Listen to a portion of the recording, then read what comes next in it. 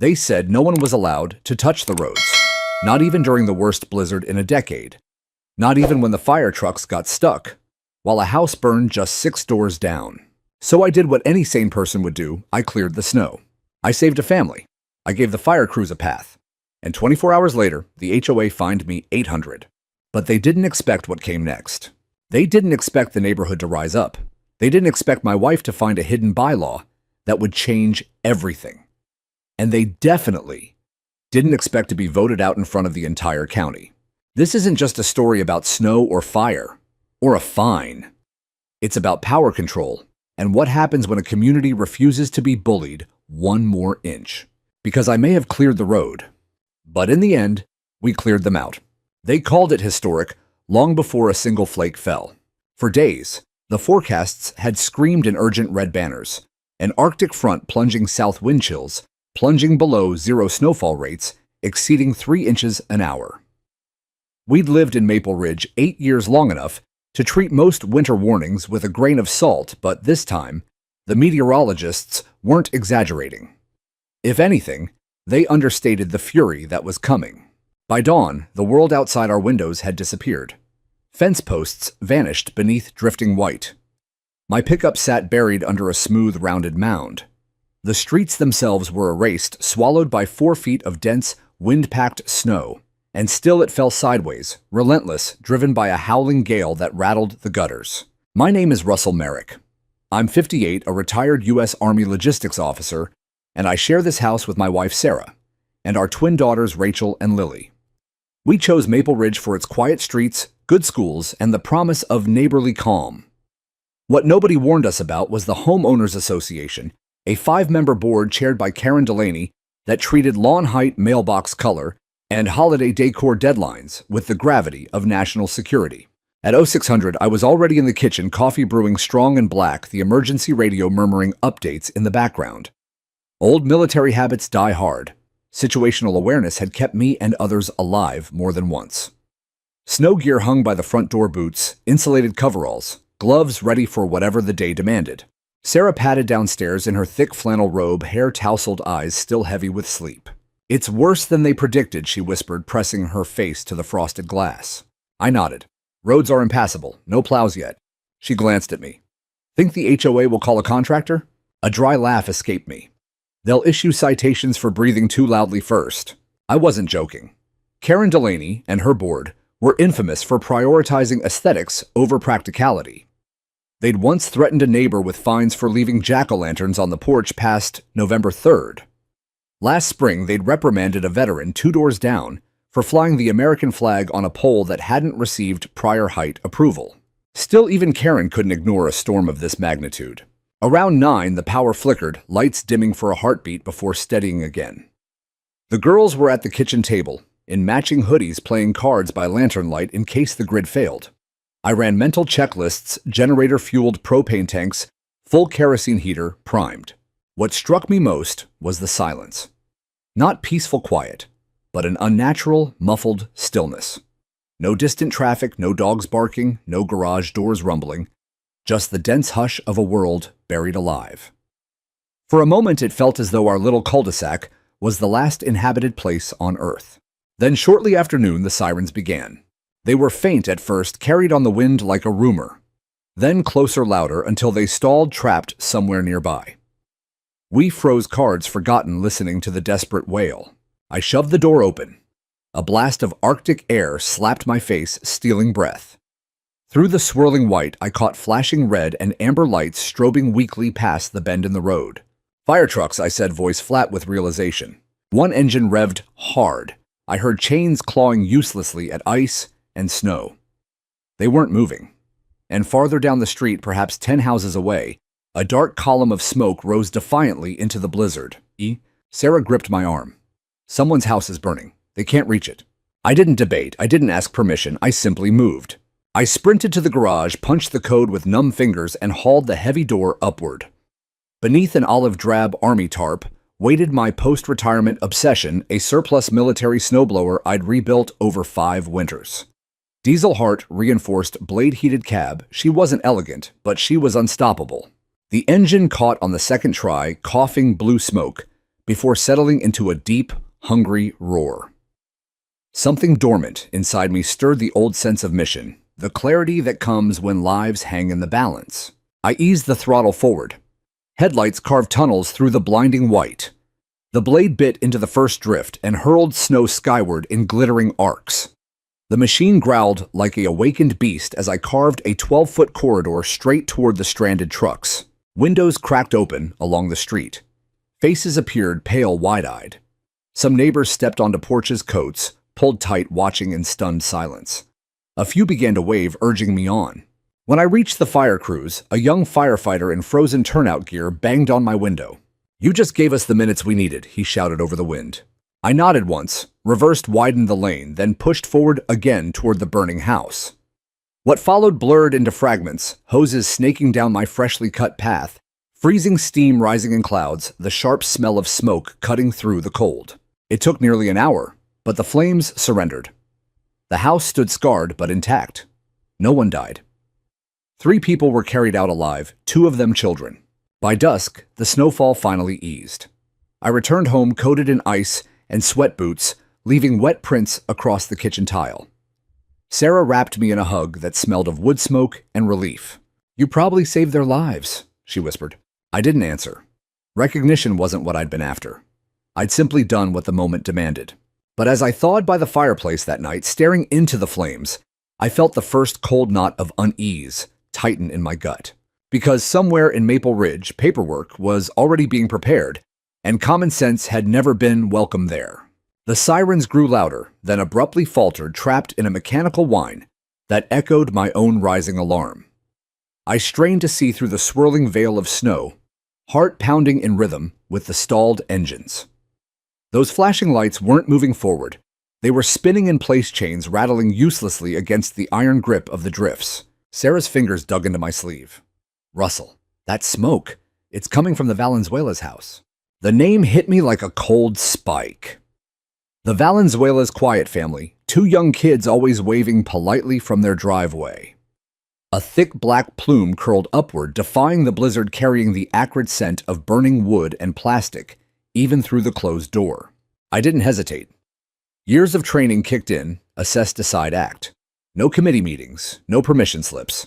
Lives were slipping away with every second those trucks remained stuck. I bolted back through the house, boots thudding across the tile, and burst into the garage. The frigid air inside bit at my lungs as I yanked the tarp off my machine. She was a beast, olive drab, paint-chipped from years of honest work, blade-scarred, but sharp diesel engine built to chew through anything the Army could throw at it. I'd spent countless weekends rebuilding her after buying the surplus rig at auction. Fort Drum stenciling still ghosted the Fender D79, my old friend. Fingers numb, I punched the glow plug button, then turned the key. The starter groaned once, twice. Then the big diesel caught with a throaty roar that vibrated through my chest. Blue smoke billowed into the cold air, carrying that familiar sharp scent of fuel and power. Heaters whirred to life in the cab as I climbed in the seat still molded to my frame from hundreds of hours behind the controls. I eased out of the garage, headlights slicing twin tunnels through the blinding white. The blade dropped with a metallic clang. First contact with the drift was violent. Snow exploded upward in a glittering rooster tail, showering the windshield before wipers swept it away. The rig lunged forward, tracks biting deep, engine bellowing defiance at the storm. Neighbors' curtains twitched as I passed. Doors cracked open. I saw Tom Chaney on his porch, mouth agape, then lifting a fist in silent salute. Others emerged, bundled in coats, phones raised, filming the improbable sight of a military-grade plow carving through their buried street. I kept the blade low and steady, pushing a clean, 12-foot swath straight toward the stranded apparatus. Snow piled high on either side like canyon walls. The smell of hot hydraulic fluid mixed with diesel exhaust as the machine worked hard, radiator fans screaming. When I reached the fire trucks, a lieutenant in frozen gear jogged over helmet, iced over eyes wide behind his mask. He hammered on the window with a gloved fist. "You're giving us a fighting chance," he yelled over the wind and engine noise. We were dead in the water. Minutes were burning away. I gave him a sharp nod, no time for words. Threw the rig into reverse, backed up 50 yards, then charged forward again, widening the lane, pushing the berms higher. Steam rose from the engine cowling as I worked, sweat already beating under my layers, despite the sub-zero air leaking around the cab seals. On the second pass, I could see the house clearly now, flames licking from an upstairs window, roofline glowing orange against the whiteout. Hoses were already being dragged down my freshly cut corridor, firefighters advancing in a determined line. The sharp crackle of burning timber carried faintly over the storm.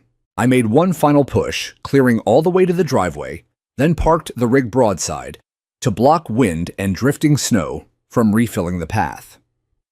Climbing down boots, sinking to my knees, I watched the crew swarm the house. Axes flashed, glass shattered, then voices, urgent, coordinated shouting updates. A paramedic emerged, carrying a small bundle wrapped in a blanket. A child, then another. Finally, the mother soot-streaked, coughing but walking. Medics swarmed them with oxygen masks and thermal blankets. The lieutenant approached again, pulling off his helmet face, raw from cold and smoke. He extended a gloved hand. 3 pulled out alive, he said, voice rough. 2 kids. Without that lane you cut, we'd have been recovering bodies, not survivors. I shook his hand, gripped firm through thick gloves. Words stuck in my throat. All I managed was another nod. By the time the fire was knocked down, steam and smoke rising together into the darkening sky, the storm had begun to relent. Fat flakes still drifted, but the wind had eased as if exhausted by its own fury. I guided the rig home slowly, blade, raised engine ticking as it cooled. Neighbors lined the porches now, some clapping, others simply staring in quiet gratitude. The path I'd carved remained open, a dark ribbon through the endless white. Back in the garage, I killed the engine. Silence rushed in, broken only by my ragged breathing and the distant murmur of emergency radios. My hands trembled not from cold, but from the weight of what had almost happened. Sarah met me at the door, eyes shining with unshed tears. She didn't speak, just pulled me inside and held tight. Outside, the snow continued to fall softer now, trying to erase the evidence of what one man and one machine had done. But some paths once opened refused to close again. The adrenaline didn't fade quickly. I sat in the kitchen long after the girls had gone to bed, staring at the steam curling from a bowl of soup Sarah had warmed for me. My coveralls hung dripping by the back door, crusted with ice that slowly melted into gray puddles on the mat. Every muscle ached from the strain of wrestling the big rig through the drifts. But it was a good ache, the kind that reminded you you'd done something that mattered. Sarah sat across from me, hands wrapped around her own mug. She didn't push for conversation. After 25 years together, she knew when silence was the best company. You probably saved them, she said finally, voice soft. I shrugged the motion, feeling heavier than it should. I just opened a road. She reached over and squeezed my forearm. That road was the difference between living and dying tonight. I nodded, but the images kept replaying behind my eyes, the stalled engines, the orange glow against the whiteout, the small blanket-wrapped shapes being carried to the ambulances. 3 lives. I hadn't known the exact number until the lieutenant told me, but I'd felt it in my gut the moment I heard the sirens. Eventually, we turned off the lights and climbed the stairs. The house hummed faintly from the generator. In the shed, power had flickered again around dusk and never fully returned. In bed, I lay awake listening to the wind rattle the windows and the occasional creak of snow settling on the roof. Sleep refused to come. What kept me staring at the dark ceiling wasn't triumph. It was the haunting counterscene. My mind insisted on painting the same fire, the same trapped family, but no path cleared. Firefighters arriving too late. Body bags instead of blankets. I'd seen enough loss in uniform to know how thin the line could be. Around 0500, I gave up, pulled on sweats and boots, and slipped outside with a fresh mug of coffee. The temperature had plummeted overnight. My breath hung in thick clouds. The lane I'd carved the day before had already collected another 6 inches of lighter wind-blown snow, but the hard-packed base beneath held firm. Emergency vehicles could still pass if needed. Boot prints crisscrossed the street, first responders coming and going through the night, checking the burned house, making sure the fire stayed out. Holiday wreaths still hung on doors, now half buried, frozen in place like nothing catastrophic had happened. The neighborhood felt suspended, waiting for the world to start moving again. I was halfway down the block when a door opened across the street. Tom Chaney stepped onto his porch in a Carhartt jacket and knit cap, coffee in hand. He raised his mug in greeting. Morning, Russ. Hell of a thing you did yesterday. I lifted mine in return, just the right tool at the right time. He shook his head, grinning through his beard. We all watched from our windows like it was a damn action movie. My kids keep asking if Captain America lives on our street now. I chuckled despite myself. Tell them Captain America's got a bad back and drinks too much coffee. Tom grew serious. Folks are talking. Real grateful. The Valenzuelas. They're good people. You gave them a miracle. I nodded, unsure how to accept praise for something that had felt like pure necessity. We stood in companionable quiet for a minute, watching faint pink light touch the eastern sky. You hear anything from the HOA yet? He asked. Not a peep. He snorted. They're probably drafting a strongly worded letter about unauthorized heavy machinery. We both knew he wasn't entirely joking. Back home, I showered off the sweat and smoke smell dressed and helped Sarah make pancakes for the girls. Normal morning routines felt strangely precious after the chaos of the previous day. Rachel and Lily chattered about building a snow fort once the streets were clearer, oblivious to how close tragedy had brushed us. By 8:30, another knock sounded, this one sharp official. 2 short raps, 1 long. My stomach tightened before I even reached the door. Through the peephole, I saw a man in an HOA-branded parka earmuffs, clipboard, clutched like a shield against the cold. He shifted impatiently, breath fogging. I opened the door. Arctic air rushed in again. Russell Merrick. That's me. He extended a yellow triplicate form without ceremony. Delivery of violation notice, section 14.2, subsection B, unauthorized removal of snow on HOA-maintained infrastructure. Fine assessed at $800 payable within 10 business days. The words landed like a slap. I took the paper, scanning the printed lines. There it was, in black and white, underlined in red. 800 fine, unauthorized snow intervention. You're kidding, I said, voice low. I don't make the rules, sir. He was already turning away, boots crunching down the salted steps. Sarah appeared behind me. What is it? I handed her the notice. She read in silence, color draining from her face. They fined you for saving lives. The girls looked up from the table, sensing the shift in the air. I folded the paper once, twice, and set it on the counter with deliberate calm. Not yet, I said, when Sarah asked what I planned to do, because I knew how people like Karen Delaney operated. They fed on outrage, on dramatic reactions they could spin into proof of instability. I wasn't going to hand them that satisfaction. But as I poured another coffee and stared out at the snow-covered street, at the path I'd carved that had carried rescuers to a burning home, I felt something harden inside me. The neighborhood had watched. They'd seen what really mattered when everything else was buried. And paperwork, no matter how official, couldn't bury that truth forever. The yellow violation notice lay on the kitchen counter like an accusation written in ink. I stared at it longer than I should have, tracing the printed letters with my eyes. $800. Fine, unauthorized snow intervention. The words felt absurd, almost comical, until the reality sank in.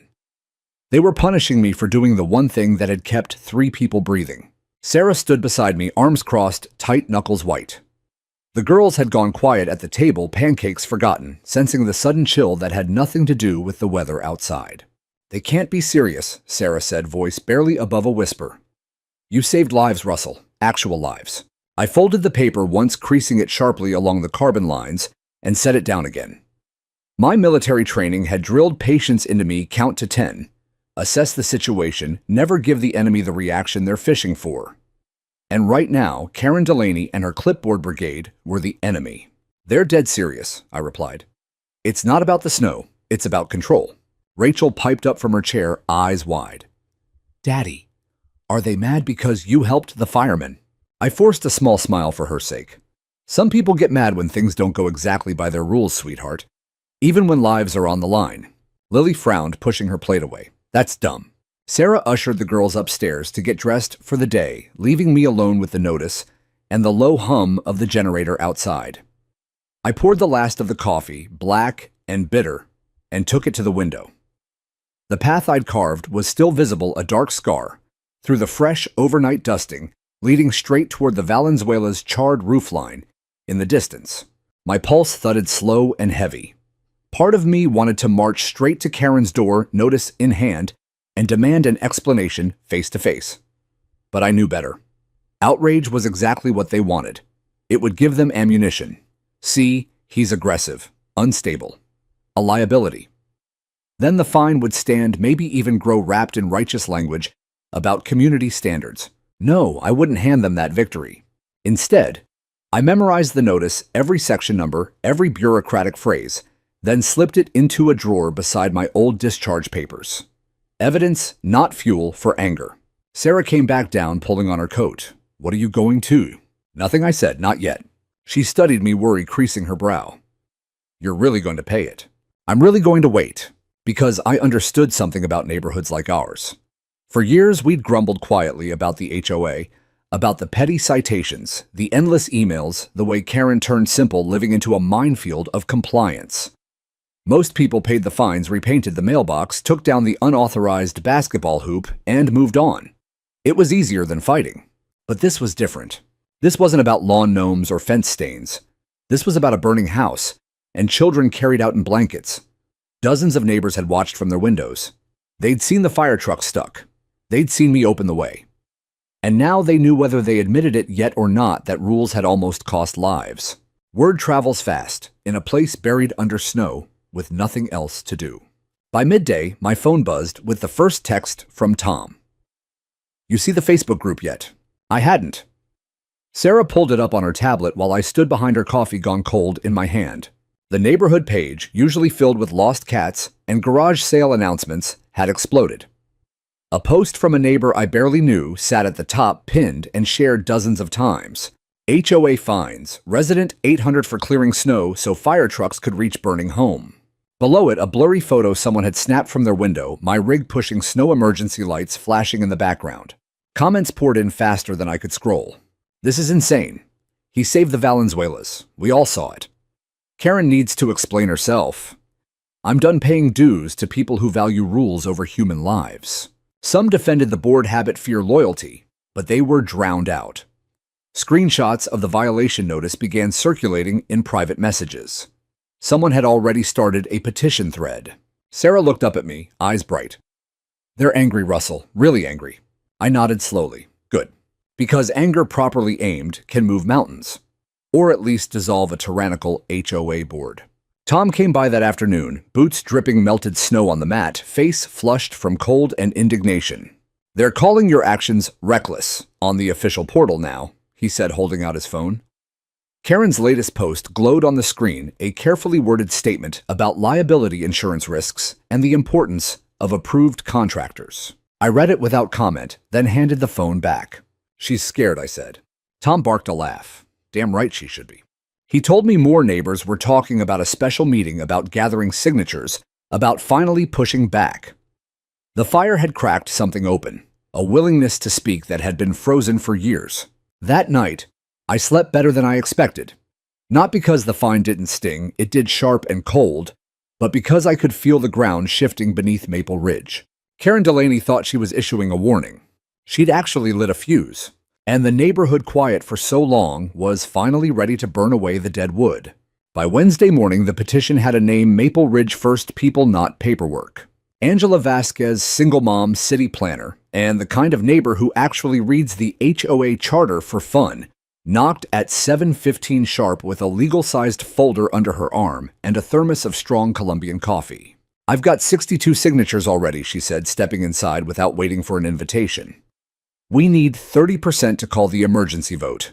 We're at 24. Close enough to taste. Sarah poured mugs, while Angela spread pages across the kitchen island. Each sheet was printed on crisp white stock, the header bold. We, the undersigned, demand an emergency meeting to dissolve the current HOA board for failure to prioritize resident safety. Below it, names, addresses, dates neatly signed in blue ink. Rachel and Lily hovered at the edges, wide-eyed, until Angela handed them each a highlighter. Can you two color code the streets red for cul-de-sac, green for the main loop? They scampered off, mission accepted. I scanned the list. Tom Chaney, Frank Rosenthal, the Doyles, the Grants, even Mrs. Wainwright, who'd once been fined for excessive bird feeder proliferation. Solid everyday people who'd simply had enough. Angela tapped a highlighted line. Section 7.4. 30% triggers the vote. 60% dissolves the board immediately. We're halfway there. Sarah handed her a mug. What happens after? Interim committee elected by us. Transparent. No salaries, no secret meetings. We rewrite the rules together. Angela sipped eyes steady. Or we keep the old ones and let them rot. Outside, the snow had stopped, but the world remained frozen. Plows still hadn't come. The lane I'd cut was shrinking under fresh drifts, narrowing like a vein closing off. I caught myself glancing at the garage, at the tarp covering D79. Temptation tugged go out again, clear it wider, remind everyone what real help looked like. Angela noticed. Don't. Not yet. Let them stew. Let them see what happens when no one else plows.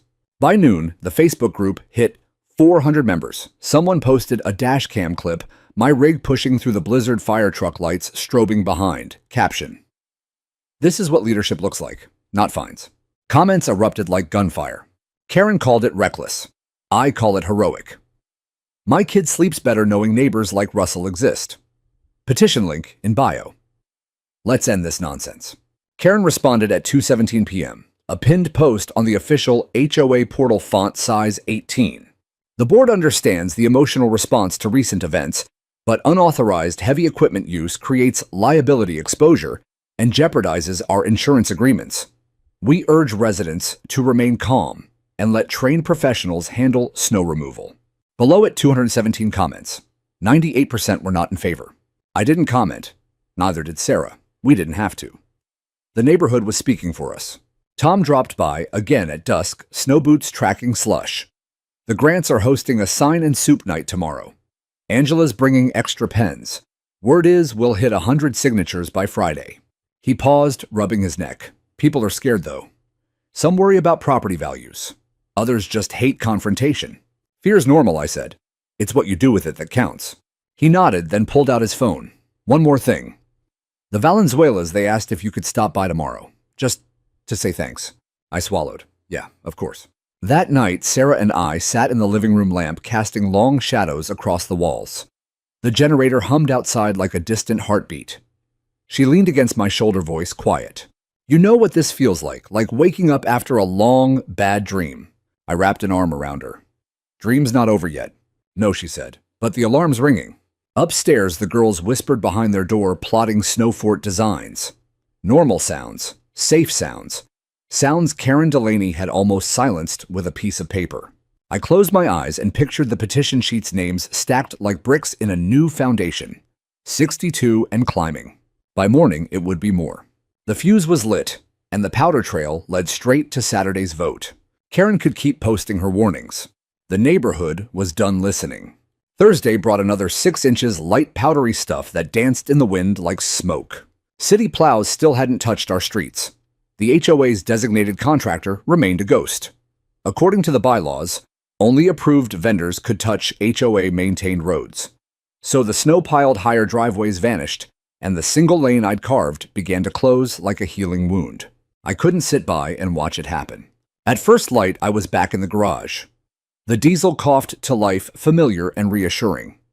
I pulled on my old insulated coveralls, the ones with the faded name tape still stitched above the pocket, and rolled out into the gray dawn. Neighbors noticed immediately. Curtains parted. Porches filled. A few waved. Then Tom appeared in his driveway with his smaller John Deere blade already lowered. He gave me a thumbs up and fell in behind. Frank Rosenthal, the quiet retiree from Lot 27, fired up his snowblower and started carving sidewalks. No one spoke on phones or texted plans. We simply moved like pieces on a board, finally allowed to advance.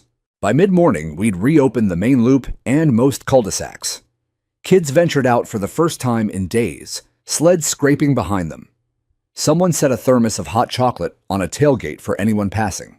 The neighborhood exhaled. Then the email arrived. Subject line in bold red caps. Unauthorized snow equipment deployment cease immediately. It was signed by the full board, but Karen's voice rang through every line. Blurry photos taken from behind curtains showed my rig in action license plate clearly visible. The message threatened escalating fines, legal action, even property liens. It ended with a warning about setting dangerous precedents for civilian interference. I read it once, laughed out loud, and printed it on bright red paper. That evening, I walked to the community bulletin board near the clubhouse and tacked the email up with a single line typed beneath in large font. I opened the roads so your children could breathe. By morning, the board was covered. Handwritten notes in every color of ink, some on scraps torn from grocery bags. Thank you, Russell, from a grateful mom. No fine is worth a life. Karen does not speak for us. Resign. Dozens more appeared throughout the day, taped, stapled, tucked under windshield wipers.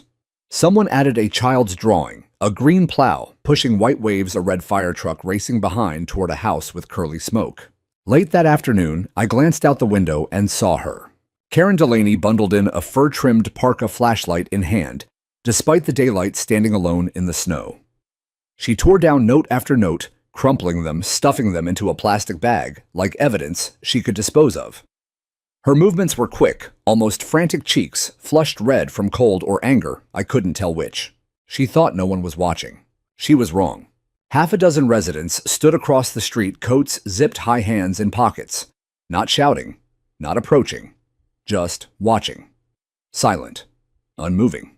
Then Angela Vasquez stepped out of her SUV, boots crunching deliberately.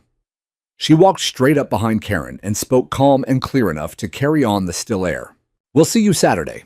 Karen flinched, spun flashlight beams swinging wildly. For a second, she looked smaller than I'd ever imagined, cornered, trembling. She muttered something I couldn't hear, then hurried to her car and drove away, tires spinning briefly before catching. The residents stayed a moment longer, then dispersed without a word. Inside, Sarah watched from the window beside me. She's unraveling. "She's realizing the rules only work when people agree to follow them," I said. That night, the petition hit 146 signatures, over 60%. Angela texted a photo of the final page, every line filled. She'd already filed copies with the county clerk to make it official. Saturday's emergency vote was locked in 6:00 p.m. Community Clubhouse. I stood in the garage after dinner, hand resting on the cold metal of D79's fender. The crayon drawing from the Valenzuela children was still pinned above the workbench, me on the plow, fire truck behind, simple lines but unmistakable gratitude. I traced the outline with one finger. One more storm coming. This one wouldn't be made of snow. Friday morning brought the first real visitor from the fire department. I was shoveling the walkway when a pickup with the department seal pulled up.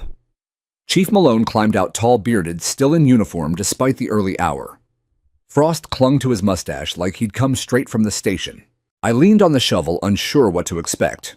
We'd met once, years ago, at a veterans event, but I doubted he remembered. He walked up the salted steps and extended a hand. "Russell Merrick." "That's me." "Chief Malone, mind if we talk a minute?" I invited him in, but he waved it off. "Just wanted to shake your hand proper. You gave my crews access when we had none."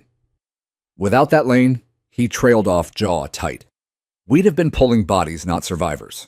The words landed heavy. I'd suspected, but hearing it confirmed, twisted something inside. 3 pulled out, he continued. Mom and 2 kids. They were barricaded in the upstairs bathroom door, held just long enough. Smoke was thick, but they're alive because we got there in time. I swallowed. "They okay?"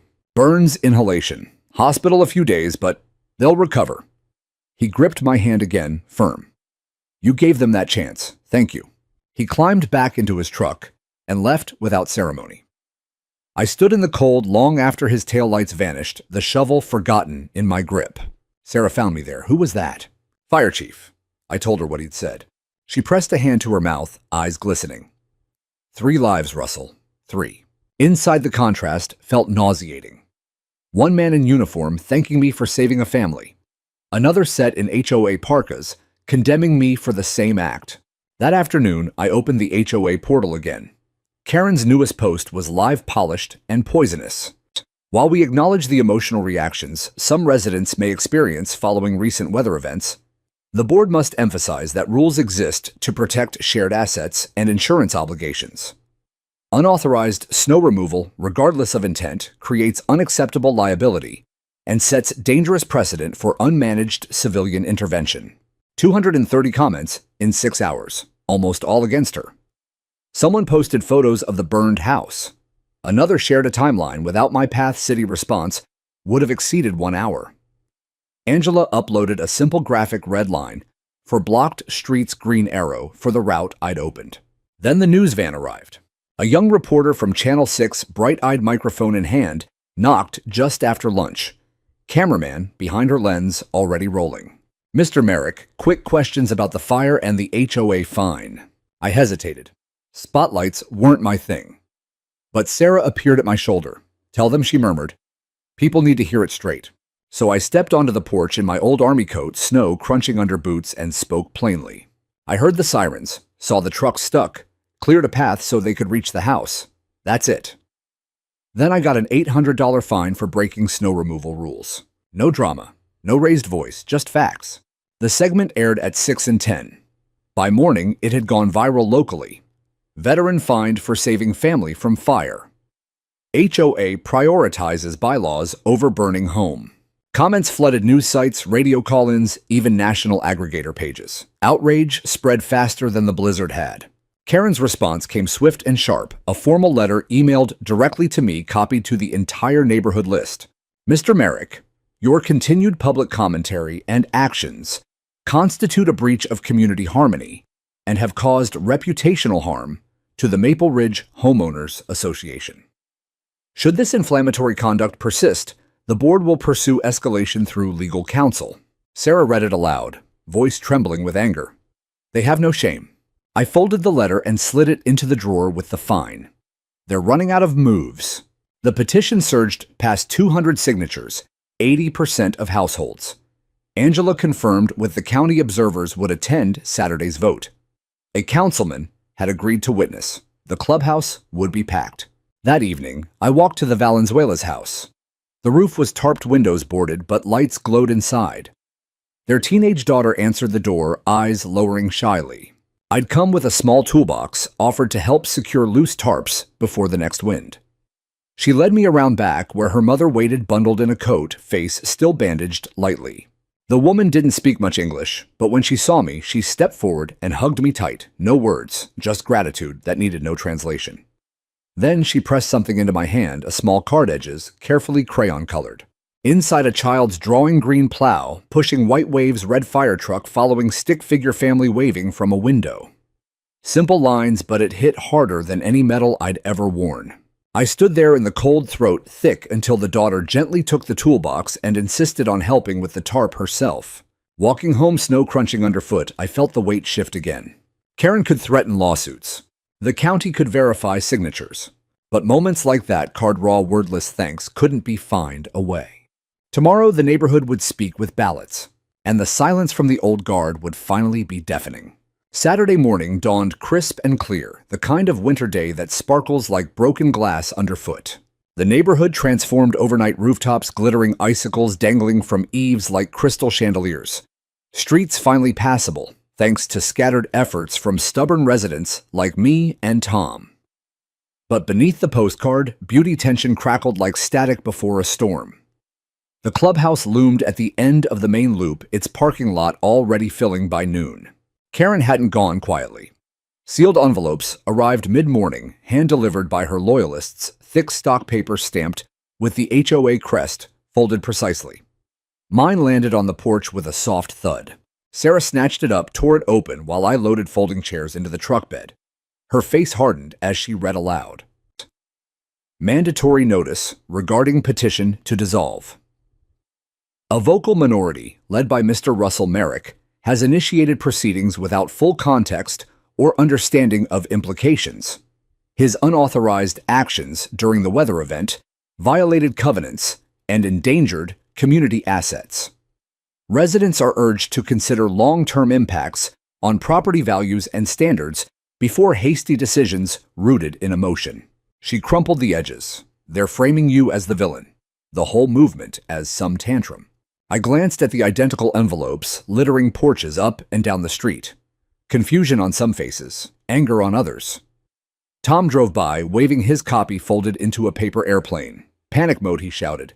They're desperate. Angela arrived next, her SUV packed with agendas, sign-in sheets, and voter ballots, printed crisp and legal.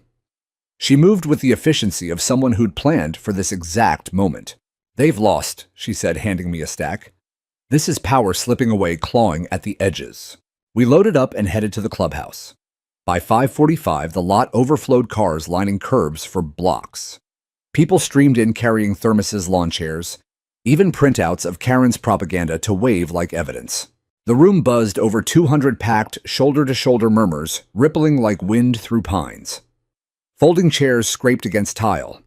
Coffee percolated in the corner. No one mentioned the weather. All eyes fixed on the front, where Larry Pennington waited, county folder in hand. At 600 sharp, he tapped the microphone. Glasses perched, low voice, steady. Good evening.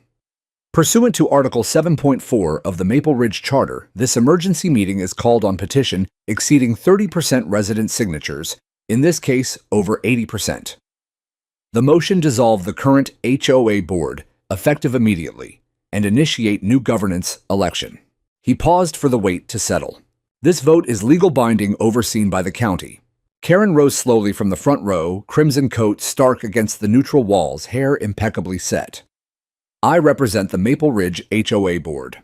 Silence greeted her. No boos, no cheers. Just expectant quiet that seemed to press on her shoulders. Larry nodded. Petitioners. Angela stood. Angela Vasquez with Mr. Merrick and fellow residents. Karen interrupted, voice sharp. Mr. Merrick has conflicts, public statements, endangerment.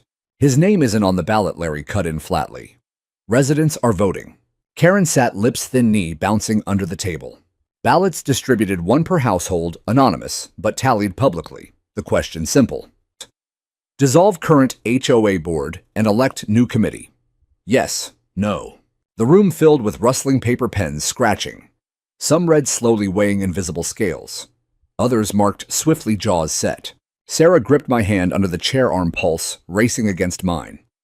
Angela stood near Larry, arms crossed, expression serene. Karen fidgeted, glancing at her dwindling allies. At 7:21, Larry returned to the mic, tally sheets in hand. Final count, yes, 182, no 21. Motion passes. A collective breath released like pressure valves opening. No wild cheers, just quiet nods, relieved smiles spreading. Karen shot up. This is invalid. You've doomed standards. Ma'am, Larry interjected, the county certifies this. You are relieved of authority immediately. She scanned the room, faces turned away, conversations resuming. No one rose to defend her. She snatched her purse, stormed through the crowd, coat flapping, and vanished into the night. Angela stepped forward. We'll form an interim committee next week. Open nominations. Real service, not control. The room warmed, then not with noise, but with something deeper, release. Whispers of plans, offers to volunteer. For the first time in years, Maple Ridge breathed freely. Outside, snow swirled gently under streetlights as we filed out. The old regime had crumbled, but crumbling things often splinter, and Karen's shards were still sharp. Sunday morning felt deceptively calm, as if the neighborhood itself was holding its breath. The vote had passed. The board was dissolved on paper. But power doesn't surrender just because a majority says so. It digs in locks, doors, freezes accounts, and waits for the opposition to blink first. By 9 o'clock, the first text came from Angela, clubhouse locked. A handwritten sign taped to the glass. Closed for maintenance.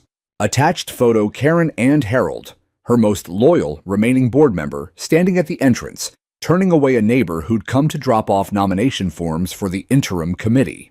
Angela's next message. They're claiming the vote was illegitimate, already shopping for a lawyer. I stared at the screen, coffee cooling in my hand. Sarah read over my shoulder. They're going to drag this out, she said quietly. Maybe, I replied, but they just made their last mistake. Sarah had stayed up late after the vote, poring over the digitized charter we'd received when we bought the house. She wasn't looking for loopholes to exploit. She was looking for the ones the board had always ignored. At midnight, she'd found it.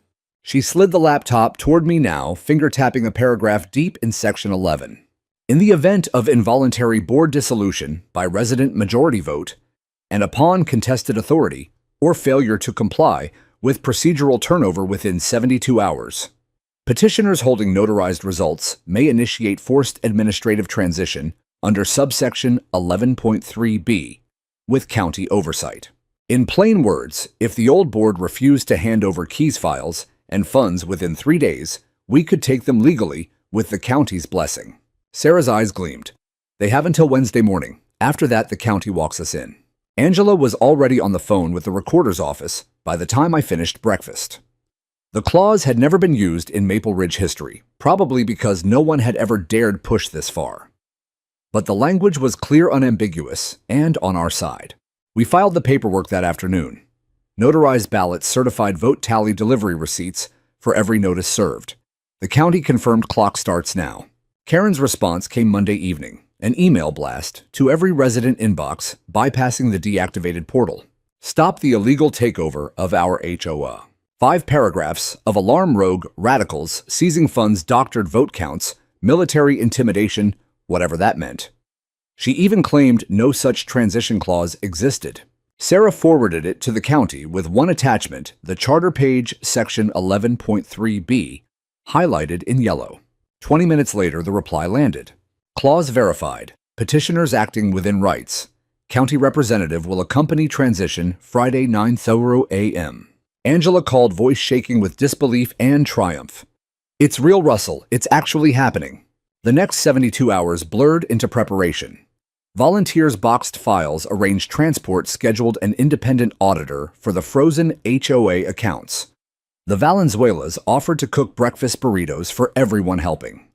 Neighbors who'd stayed neutral now stepped forward with clipboards and coffee. Friday dawned steel gray. We gathered outside the clubhouse at 8:50, me, Angela, Sarah, Tom, Frank, and a dozen others. County Representative Lisa O'Donnell arrived precisely on time, young sharp-eyed blazer under a sensible parka briefcase in hand. She greeted us with brisk handshakes. I've reviewed the charter and timelines. The 72-hour window expired without compliance. Previous board has forfeited administrative authority. Karen waited by the doors, flanked by Harold and one other holdout. Arms folded, face pale, but defiant.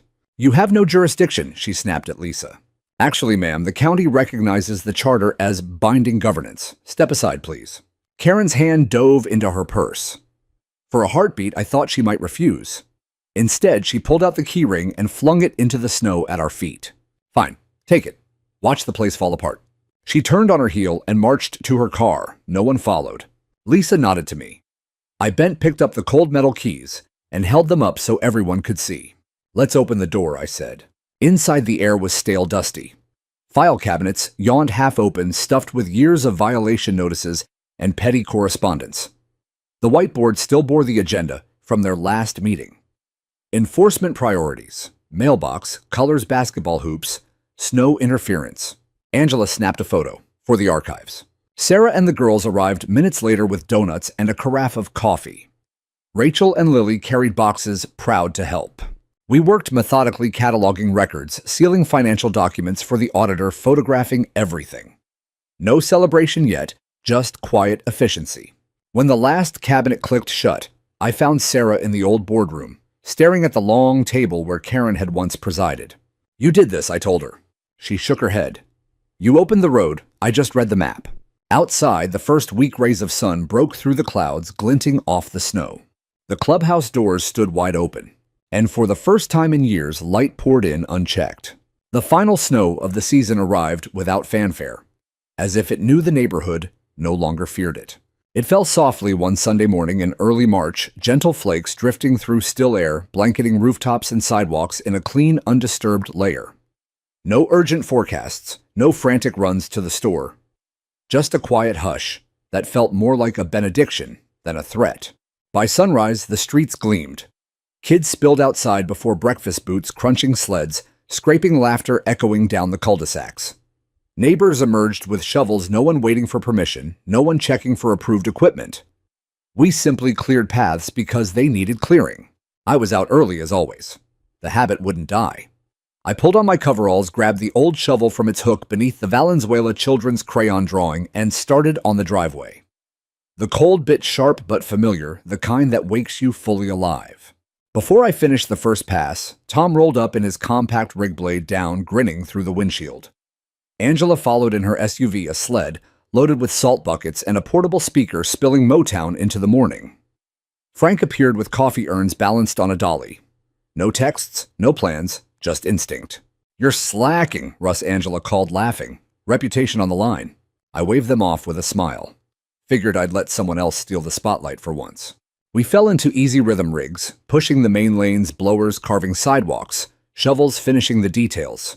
Steam rose from our breath and the coffee urns alike. Someone passed donuts. A kid offered me a half-frozen cookie shaped like a snowflake. Across the street, Sarah stepped out with the girls' scarves bright against the white. They waved. I waved back heartful in a way I couldn't name. Later that afternoon, we gathered in the clubhouse for what we'd started calling a potluck. No sign-up sheets, no RSVPs, just word of mouth. People arrived with slow cookers, foil-covered casseroles, paper bowls. The room, once sterile and echoing with bylaws, now hummed with warmth. String lights someone had hung crisscrossed the ceiling. Guitars appeared. Kids chased each other between chairs while old-timers swapped stories in the corners. Angela climbed onto a folding chair midway through, spoon clinking against her mug. "To Maple Ridge," she said simply. "To the hardest winter we've known and the brightest spring we've earned." Applause rippled, genuine and unforced. Someone shouted my name. I shook my head, but Sarah squeezed my hand under the table. "You didn't just open a road," she whispered. "You showed us the way forward." I never wanted a title. Leadership to me had always meant response, seeing what needed doing and doing it, no more, no less. That day in the blizzard, I'd responded. And somehow that single act had rippled outward until an entire neighborhood responded too. 2 weeks later, the HOA accounts were officially dissolved. Remaining funds went where they should have all along: park repairs, emergency aid for families, shared tools, and snow gear for future winters. The audit found nothing criminal, just years of petty spending and favoritism. No one pursued charges. We had better things to build. Karen's house sold quietly to a young couple who showed up at their first community meeting with homemade cookies and questions about volunteering. We handed them gloves and pointed them toward the tool shed we'd made from the old board office. Spring crept in slowly, grass pushing through thinning ice crocuses, lining walkways, wind chimes reappearing without fear of citation. Someone built a little free library on the corner. We stocked it every Sunday. I started writing in the evenings, not for publication, just to remember. Pages about the fire, the fine, the vote, the keys thrown into snow. About how people, when pushed far enough, choose decency over rules. I wrote so the girls would have the story straight one day. One soft April dawn, I walked the neighborhood alone. Stars still lingered overhead. My boots left the only prints on the fresh frost. I passed the Valenzuela's house, new roof, gleaming lights warm inside. A curtain twitched. Someone waved. I waved back. At the entrance sign, Maple Ridge, in carved stone, someone had added a small bronze plaque at ground level. Community is not enforced. It is chosen, built, and protected together. No name, no date, just truth. I stood there a long time, hands in pockets, breath fogging the air. The wind stirred gently, carrying the promise of green things coming. When the snow returns, and it always does, we'll be ready. Not because someone wrote a rule, but because we remember what matters. Because we choose every day to keep the road open. Together.